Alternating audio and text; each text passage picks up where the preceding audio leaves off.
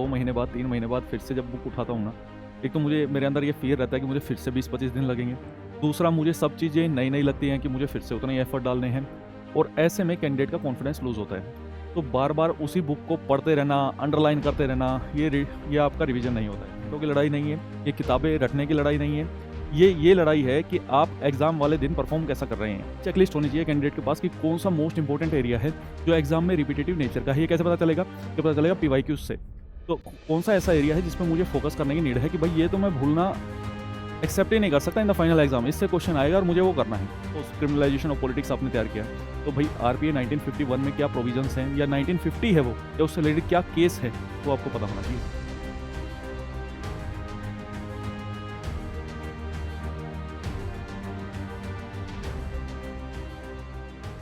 जय हिंद everyone, welcome back to AVKS academy. मैं रवीन शोगन एक बार फिर से स्वागत करता हूँ एवीकेएस के इस प्लेटफॉर्म पे।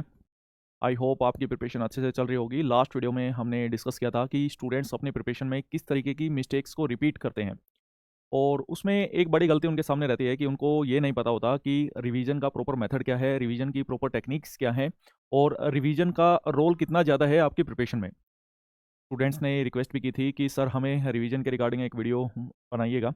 तो इस वीडियो में हम रिवीजन टेक्निक्स के बारे में बात करेंगे, और अगर आपको चाहिए कि टेस्ट सीरीज एनालिसिस पे वीडियो हम जल्दी लेके आएँ तो आप कमेंट सेक्शन में लिख सकते हैं कि sir test series analysis video. तो बता दूं आपको इस वीडियो में क्या रहने वाला है। पहले हम कुछ ये चीज़ें डिस्कस करेंगे कि रिवाइज करते वक्त स्टूडेंट्स के अंदर क्या मिथ्स हैं, रिवीजन का एक्चुअली मतलब क्या है, क्या बेस्ट टेक्निक्स होती हैं, क्या साइंटिफिक मेथड्स हैं चीज़ों को रिवाइज करने के जिससे आप लंबे समय तक उनको याद रख सकें, और पेपर 1 पेपर 2 में आप बैलेंस कैसे बना सकते हैं। आपने अक्सर देखा होगा कि बहुत सारे एस्पिरेंट्स तैयारी करते हैं, सिलेबस कवर करते हैं, लेकिन सिलेक्शन काफ़ी कम कैंडिडेट्स का हो पाता है। कुछ ना कुछ तो रीज़न होता होगा ना। उसमें एक सबसे बड़ा रीज़न है रिवीजन पैटर्न का।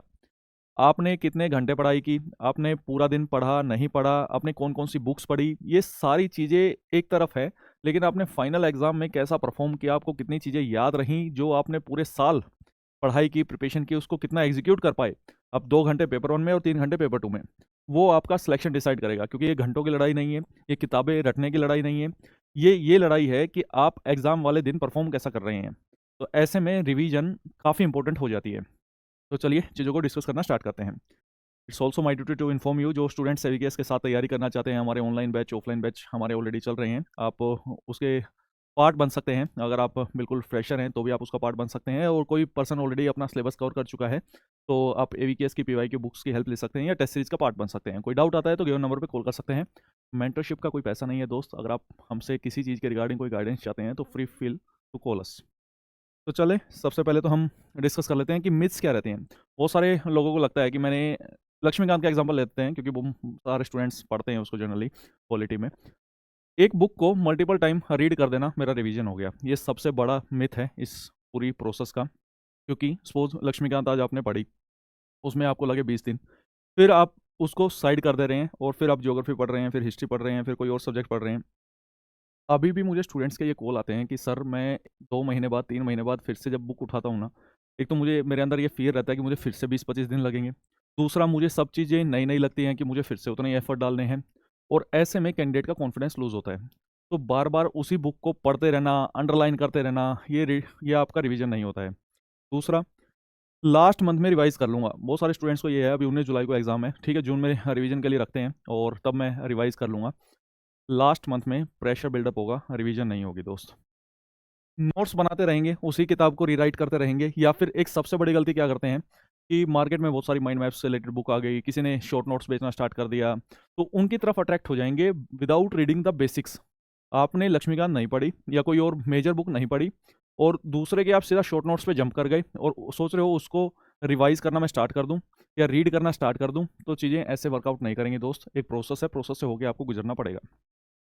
इन मिथ्स को ब्रेक करने का बेस्ट मेथड है रिवीजन, और रिवीजन का मतलब है इन तीन कीवर्ड्स को एग्जीक्यूट करना। 3 कीवर्ड क्या है? Recall, reinforcement and the repetition.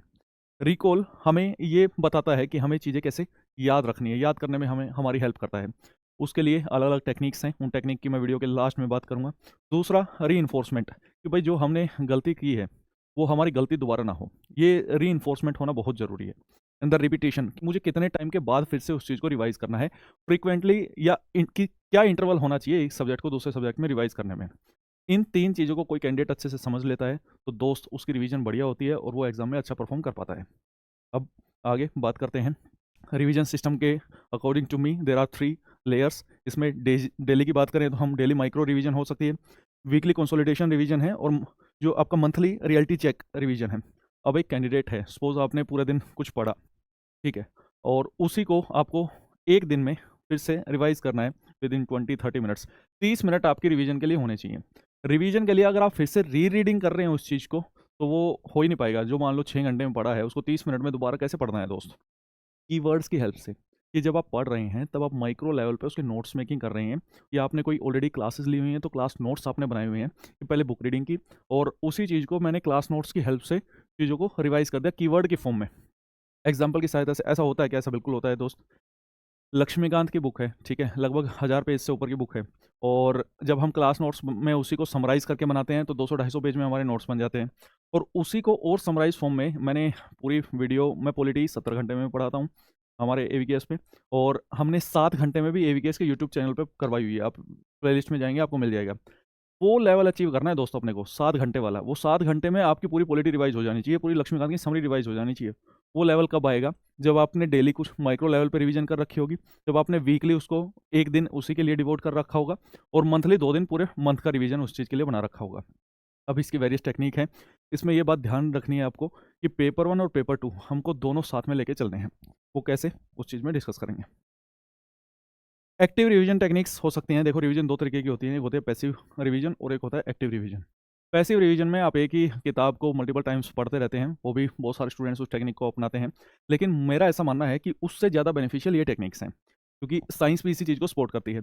आप एक पेपर 2 में वो सबसे ज़्यादा काम आती है, आपने पूरे दिन में क्या पढ़ा, उसके कीवर्ड आप लिख लीजिए। या आप ऐसा भी कर सकते हैं कि जैसे मान लो आपने हमारे पेपर 2 की बुक देखी होगी या पीवाई की बुक देखी होगी। हर एस्से के स्टार्टिंग में एक स्ट्रक्चर दिया होता है आधे पेज में, कि ये स्ट्रक्चर है। वो जब हम बोलते हैं ना कि हम हमें एस्से लिखने से पहले ब्रेनस्टॉर्मिंग करनी चाहिए, 2-3 मिनट में ब्रेनस्टॉर्म करना है। वो ब्रेनस्टॉर्मिंग ही वो स्ट्रक्चर है, वो ब्रेनस्टॉर्मिंग ही चीज़ों को आप एक्टिवली रिकॉल कर रहे हैं कि भाई मुझे ये टॉपिक है, ये कीवर्ड है, और इस कीवर्ड से रिलेटेड मुझे क्या-क्या चीज़ें याद आती हैं। जैसे मैं अगर बोलूँ कि भाई एजुकेशन वर्ड है और इसमें पॉलिटी के आर्टिकल्स आप बताओ कि कौन-कौन से हैं। तो माइंड में ऐसा आना चाहिए भाई, इससे रिलेटेड आर्टिकल्स हैं आर्टिकल 21A, आर्टिकल 45, और आर्टिकल हम फंडामेंटल ड्यूटीज़ में भी बात करें तो आर्टिकल 51A का के। ये तीनों पार्ट्स में है, पार्ट 3 में भी है, पार्ट 4 में भी है, पार्ट 4A में भी है। इसके अलावा इससे रिलेटेड केस अगर देखें, उन्नी कृष्णन का केस हमको माइंड में आ रहा है, या अगर एजुकेशन में अब 3 लैंग्वेज फार्मूला पेपर 2 में बात करें तो माइंड में क्या-क्या पॉइंट्स आ रहे हैं।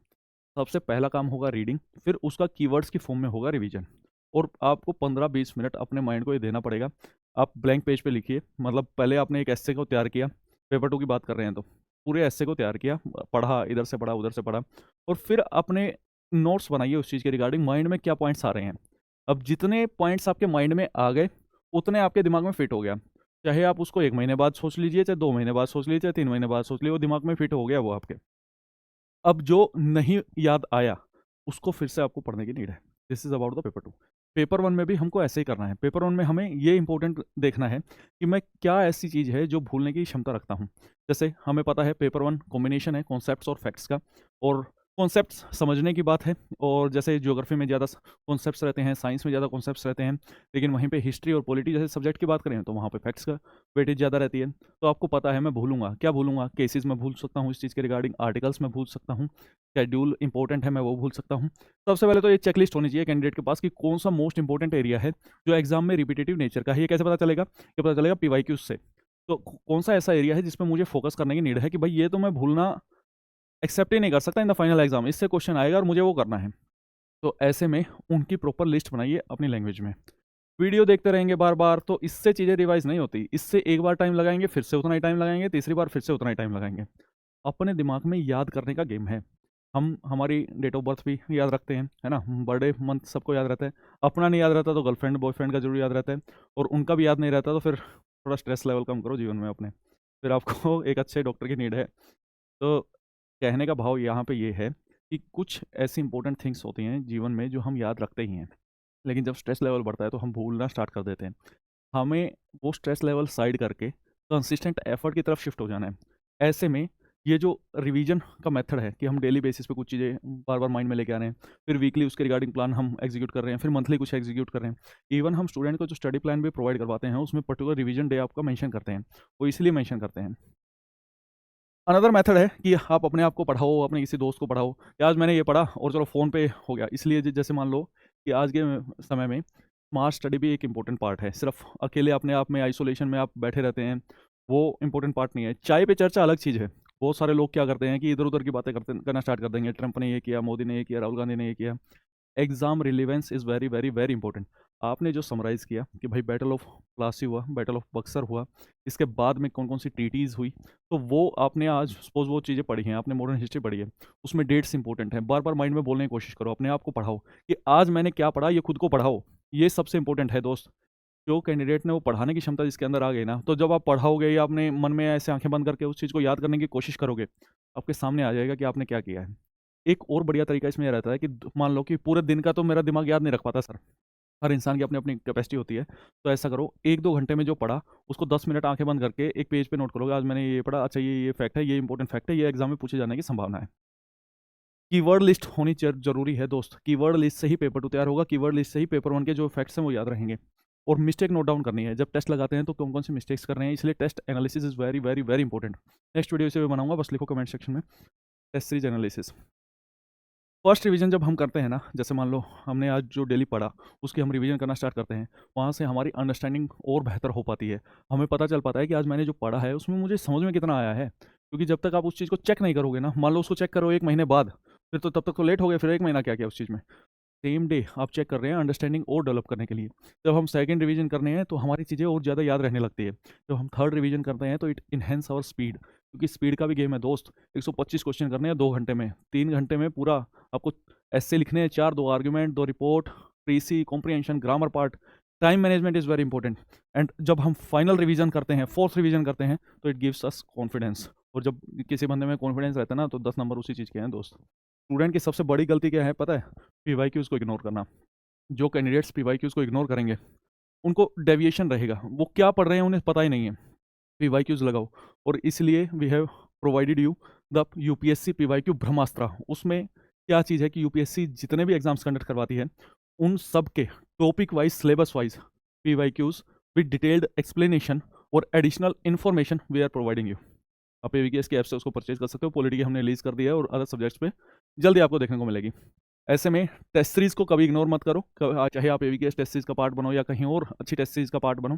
टेस्ट सीरीज़ अच्छी होनी चाहिए, ऑथेंटिक होनी चाहिए, रिलायबल होनी चाहिए और टेस्ट सीरीज़ एनालिसिस आपको करनी आनी ज़रूरी है दोस्त।